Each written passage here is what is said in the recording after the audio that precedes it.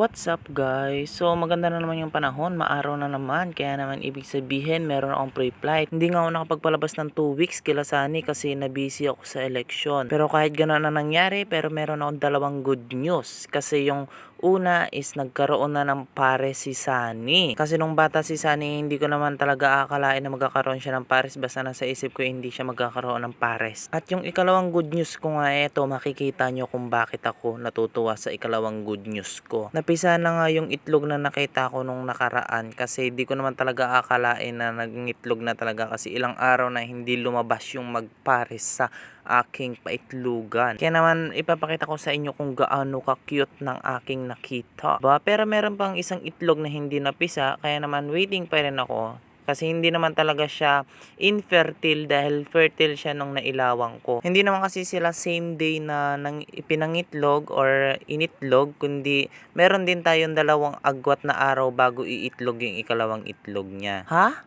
Ano daw? Hindi ko maintindihan. Kayo na bahala umintindi kung ano ba talagang ibig kong sabihin.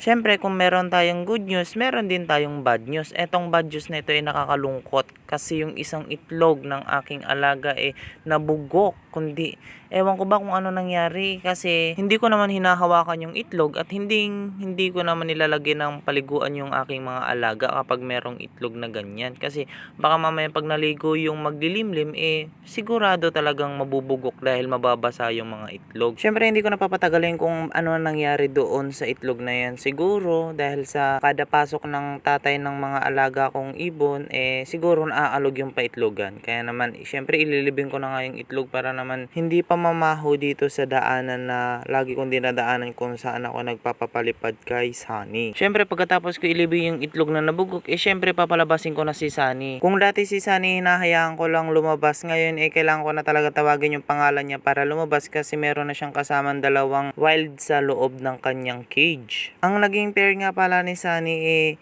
hindi handbid kundi isang wild. Pero kahit gano'n na nangyari, okay lang kasi natutuwa pa rin ako kasi hindi ko naman talaga akalain na magkakaroon ng pair si Sunny dahil yung unang-una na nagkita sila ng naging pares niya, lagi silang nag-aaway. Dahil 2 weeks si Sunny na hindi nakalabas ng kanyang cage, kailangan ko na talaga siyang subukan i-pre-flight kung may pagbabago ba sa kanyang paglipad or ewan ko ba kung magpa-flyby ba siya or hindi. Sana hindi siya mag-flyby kasi siya na lang yung nag-iisang pre-flight ko kasi si Coco hindi na talaga siya pwedeng maturuan sa labas kasi pag nilalabas ko siya, nag-wild na talaga siya, lumilipad siya kung saan saan tapos hindi siya bumabalik kung hindi ko papaliparin si Sunny. Hinagis ko na nga si Sunny para naman makita ko kung paano siya lumipad na naman. Kaya naman nung nakita ko kung paano siya lumipad, nagagandahan pa rin ako kasi si Sunny nga pala magpo 4 months na nga this coming 17.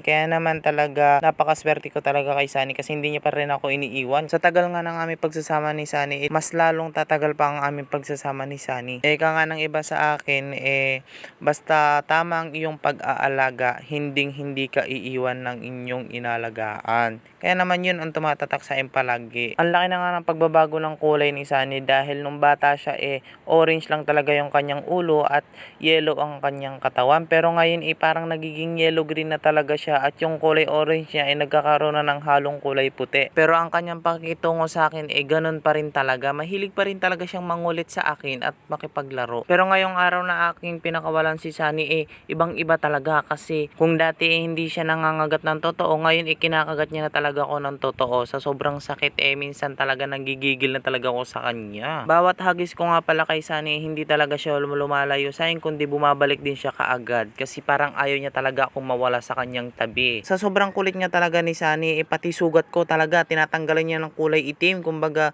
yun ang panarado sa aking sugat, tinatanggal niya, parang nagugustuhan niya pa. Kaya naman ako syempre tinatakpan ko yung sugat ko, kaya lang pag tinatakpan ko kinakagat niya yung kamay ko, nakikita niyo naman.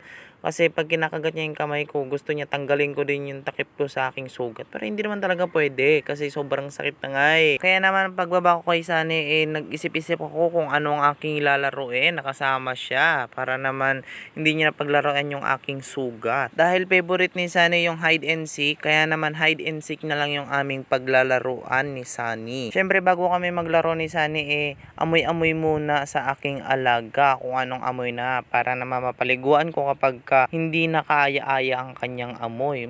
Buti naman hindi talaga kaya-aya ang kanyang amoy, kundi ganun pa rin ang kanyang amoy. Pagkatapos kong amoyin si Sunny, ipapakita ko sa inyo kung paano kami mag-hide and seek palagi ni Sunny. Syempre, dadalhin ko muna siya sa malayo at ihahagis para naman makatago ako ng maayos. Syempre, pagkatapos ko ihagis si Sunny, nagmamadali na ako umakyat dito sa bubong. Kaya lang syempre, sa sobrang bilis ni Sunny, nasa sandalan na agad siya ng upuan. Kaya nakita naman niya agad ako. Pero syempre, hindi ako nagpatinag pa rin sa kanya. Hanggang sa lumapit na nga siya sa akin. Kaya naman, ayun, nakapag-isip-isip na ako ng bumaba at makapag-isip-isip na naman ako kung ano yung isusunod kong papagawa sa kanya. Sa aking pagbaba nga medyo nahirapan ako kasi yung naupuan ko meron siyang pako na sumabit sa aking short. Pagbaba ko pa lang nakaisip na ako kung ano yung gagawin ko kay Sunny. Kaya naman iniwan ko na nga siya dito sa lamesa at lumayo-layo ako para naman ma-recall ko siya. Kaya lang hindi pa ako nagre-recall lumapit na agad siya sa akin. Kaya naman susubukan ko na naman siya dito sa sanga ng puno. Pagkapatong ko pa nga lang kay Sunny lumayo-layo na agad ako ng yung ilang distansya para naman pag ni-recall ko siya malayo-layo ang aking kanyang pagtawag.